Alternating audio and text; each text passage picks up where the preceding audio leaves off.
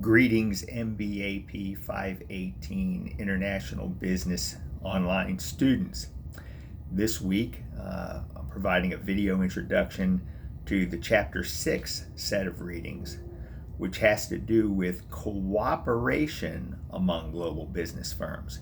Up to this point, we've been talking about global business firms as competitors and what kinds of strategies firms can employ to try to beat the competition on a global basis.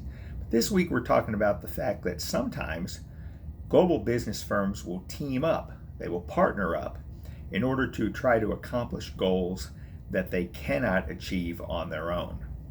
So the chapter reading has to do with the concept of strategic alliances.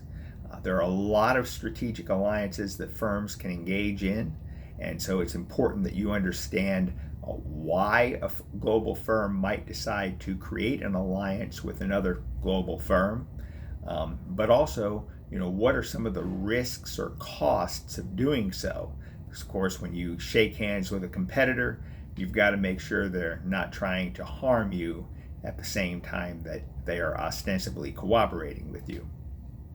Next, we have a reading from the Harvard Business Review reading pack, and this reading has to do with the concept of a specific type of strategic alliance, namely joint ventures.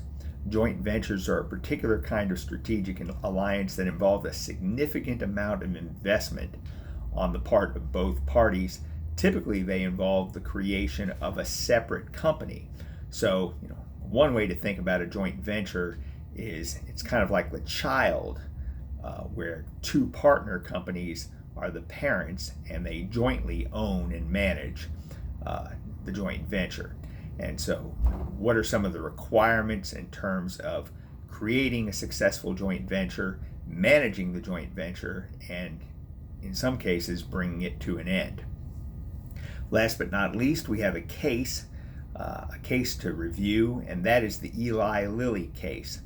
Eli Lilly is a US-based pharmaceutical company, and the case involves its efforts to enter the Indian market. For many years, the Indian market was basically off limits for US-based multinational firms. The Indian government had issues and concerns related to economic colonialism, but at a certain point in the early 1990s, they decided to open the doors and roll out the red carpet, so to speak, to foreign multinational investment. And so the case involves Eli partnering up with a local Indian company, creating a joint venture, and some of the issues that arose as a result of that. So, if you have any questions about the readings, to contact me, but good luck.